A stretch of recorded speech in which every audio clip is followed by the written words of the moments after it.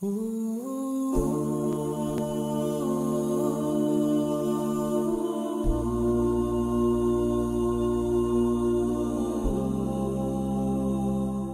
اللہ الرحمن الرحیم۔ ناظرین السلام علیکم۔ ہماری اس خاص پیشکش میں آپ سب کا استقبال ہے۔ میں ہوں آپ کا میزبان ذیشان علی۔ اللہ کی خصوصی رحمتوں، مغفرتوں، نیکیوں اور خیر کا موسم بہار یعنی ماہ مبارک رمضان المبارک اپنی تمام تر برکتوں، نعمتوں، رحمتوں کے ساتھ سایہ فگن ہے۔ موقع ہے روحانی ترقیات اور بندوں کے اپنے خالق و مالک کے ساتھ رشتے کو سنوارنے کا۔ موقع ہے اس بابرکت مہینے میں بندگان خدا پر رحمت خدا کی روحانی بارش کا۔ موقع ہے اس خاص موسم اور گناہوں کے سبب دلوں کی مرجھائی ہوئی کھیتی میں نیکیوں اور توبہ و استغفار کی آبپاشی سے ان کو دوبارہ لہلہاتی اور ہری بھری کرنے کا۔ موقع ہے جسمانی اور روحانی آلودگی اور کثافت سے خود کو پاک و صاف کر کے جسم اور روح کو تازگی اور زندگی کو بے حساب عطا کرنے والے کی عطا کا۔ ماہ مبارک رمضان میں توبہ و استغفار کی بہت زیادہ اہمیت دی گئی ہے۔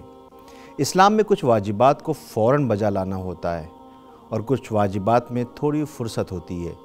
جس میں ان واجبات کو بجا لایا جا سکتا ہے، گناہ سے توبہ کرنے میں جلد بازی ضروری ہے۔ اگر انسان سے گناہ ہو تو واجب ہے کہ فوراً توبہ کر لے، اور توبہ کا مطلب یہ ہے کہ آئندہ اس گناہ کو ہرگز نہ کرے۔ ماہ مبارک رمضان ہے جس میں استغفار کرنے کا بہترین موقع ہے، جیسا کہ پیغمبر اکرم صلی اللہ علیہ وآلہ وسلم نے خطبہ شعبانیہ کی ابتدا میں ارشاد فرمایا، اے لوگوں، بے شک اللہ کے مہینے میں بابرکت رحمت اور مغفرت کے ساتھ تمہاری طرف رخ کیا ہے۔ اور اسی خطبے کے ایک اور فقرے میں ارشاد فرماتے ہیں، اور اپنے گناہوں سے اللہ کی بارگاہ میں توبہ کرو۔ پھر تھوڑی دیر بعد پھر فرمایا، اے لوگوں، تم میں سے جو شخص روزہ دار اور مومن کو اس مہینے میں افطار کرائے، اس کے لیے اس کے بدلے میں اللہ کی بارگاہ میں ایک غلام آزاد کرنے کا ثواب ہے اور پچھلے گناہوں کی بخشش ہے۔ ماہ رمضان المبارک میں گناہوں سے توبہ اور طلب مغفرت کی اتنی اہمیت ہے کہ حضرت علی ابن ابی طالب علیہ السلام نے ماہ مبارک رمضان کی فضیلت کے سلسلے میں مسجد کوفہ میں جو طویل خطبہ ماہ مبارک رمضان کے پہلے دن ارشاد فرمایا، اس میں آپ نے یہ فرمایا کہ اور اس مہینے میں تمہارے گناہ معاف ہوتے ہیں۔ آدمی اس مبارک مہینے میں دن اور رات کا خیال رکھے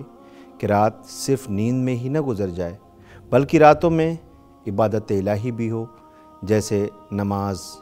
تلاوت قرآن مجید، دعا و مناجات اور استغفار، اور دن غفلت میں نہ گزرنے پائے،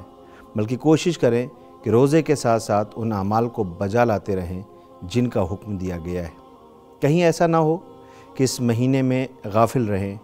یہاں تک کہ ماہ رمضان المبارک ہم سے رخصت ہو جائے اور ہمارے گناہوں کا بوجھ ہمارے ذمے رہ جائے، جبکہ رمضان المبارک گناہوں کی بخشش کا ایک خاص موقع ہے۔ رسول اکرم صلی اللہ علیہ وآلہ وسلم اپنے خطبہ شعبانیہ میں گناہوں کی بخشش کی امید کو صرف اللہ تعالیٰ سے مخصوص کرتے ہوئے ارشاد فرماتے ہیں، اور اگر اس نے تمہاری خطا کو معاف نہ کیا تو تم اپنے گناہوں کی بخشش کے لیے کس پر امید رکھو گے؟ حضرت امام زین العابدین علیہ السلام دعائے استقبال ماہ رمضان المبارک میں اللہ تعالیٰ کی بارگاہ میں عرض کرتے ہیں، اور ہمیں اس مہینے میں ایسے پاک و پاکیزہ اعمال کے وسیلے سے تقرب حاصل کرنے کی توفیق عطا فرما جن کے ذریعے تو ہمیں گناہوں سے پاک کر دے اور اثر نو برائیوں کے ارتکاب سے بچا لے۔ امام علیہ السلام نے طریقہ دعا ہمیں سکھا دیا۔ آپ اس دعا میں گناہوں سے پرہیز کرنے کے بارے میں عرض کرتے ہیں،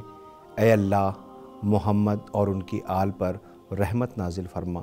اور ہمیں ہدایت فرما کہ ہم اس مہینے کے فضل و کرم کو پہچان سکیں، اس کی عزت و حرمت کو بلند جانیں، اور اس میں ان چیزوں سے جن سے تو نے منع کیا ہے ہم پرہیز کریں، اور اس کے روزے رکھنے میں ہمارے اعضاء کو نافرمانیوں سے روکنے اور ان کاموں میں مصروف رکھنے سے جو تیری خوشنودی کا باعث ہو ہماری اعانت فرما، تاکہ ہم نہ بے قاعدہ باتوں کی طرف کان لگائیں، نہ فضول چیزوں کی طرف نگاہیں اٹھائیں، نہ حرام کی طرف ہاتھ بڑھائیں، نہ برے کاموں کی طرف پیش قدمی کریں، نہ تیری حلال کی ہوئی چیزوں کے علاوہ کسی چیز کو ہمارے شکم قبول کریں، اور نہ تیری بیان کی ہوئی باتوں کے سوا ہماری زبانیں گویا ہوں، صرف ان چیزوں کے بجا لانے کا بار اٹھائیں جو تیرے ثواب سے قریب کریں، اور صرف ان کاموں کو انجام دیں جو تیرے عذاب سے بچا لے جائیں۔ حضرت امام زین العابدین علیہ السلام کی دعائے وداع ماہ رمضان المبارک میں اللہ تعالیٰ کی بارگاہ میں آپ عرض کرتے ہیں، اور جس کسی نے تیری نافرمانی کی تو نے اس سے بردباری کا رویہ اختیار کیا، اور جس کسی نے اپنے نفس پر ظلم کا ارادہ کیا تو نے اسے مہلت دی، تو ان کے واپس آنے تک اپنے حلم کی بنا پر مہلت دیتا ہے، اور توبہ کرنے تک انہیں سزا دینے میں جلدی نہیں کرتا، کہ تیری منشا کے خلاف تباہ ہونے والا تباہ نہ ہو، اور تیری نعمت کی وجہ سے بدبخت ہونے والا بدبخت نہ ہو، مگر اس وقت کی جب اس پر اتمام حجت ہو جائے۔ اے کریم، یہ اتمام حجت تیرے درگزر کا کرم، اور اے بردبار تیری شفقت و مہربانی کا فیض ہے۔ تو ہی ہے وہ جس نے اپنے بندوں کے لیے عفو و بخشش کا دروازہ کھولا ہے، اور اس کا نام توبہ رکھا ہے، اور تو نے اس دروازے کی پہچان کے لیے اپنی وحی کو رہبر قرار دیا ہے، تاکہ وہ اس دروازے سے بھٹک نہ جائے۔ چنانچہ اے مبارک نام والے، تو نے فرمایا ہے کہ خدا کی بارگاہ میں سچے دل سے توبہ کرو، امید ہے کہ تمہارا پروردگار تمہارے گناہوں کو معاف کر دے اور تمہیں اس بہشت میں داخل کرے جس کے محلات و باغات کے نیچے نہریں بہتی ہیں۔ ناظرین، ہمیں چاہیے کہ روزہ رکھتے ہوئے گناہوں سے پرہیز کریں اور اپنے کیے ہوئے گناہوں سے توبہ اور استغفار کریں، اور حقیقی توبہ کرتے ہوئے اللہ کی مغفرت سے اپنا دامن بھر لیں، اور ماہ رمضان المبارک کے رات و دن کو غفلت میں نہ گزاریں، بلکہ جو اعمال میں اس مہینے میں بتائے گئے ہیں ان پر عمل کریں، تاکہ اس مہینے کی برکت سے فائدہ اٹھاتے ہوئے انسانی کمالات کی منزل طے کرتے جائیں۔ اس مبارک مہینے میں جو توبہ اور استغفار پر زور دیا گیا ہے اس پر غور کریں اور اسے کرنے کی کوشش کریں۔ استغفار صرف یہ نہیں کہ زبان سے استغفار کر لیا جائے، بلکہ عمل کی صورت میں بھی ظاہر ہونا چاہیے،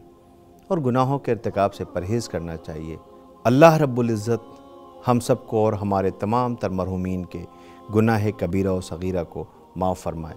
اور ہم پر بطفیل معصومین علیہ السلام اپنے لطف و کرم کی نظر کر دے۔ بے شک وہ نہایت شان والا رحیم و کریم معبود ہے، اور ہم اس کے گنہگار بندے ہیں۔ آئیے اس ماہ مبارک رمضان پر سرکار ابا عبداللہ فرزند رسول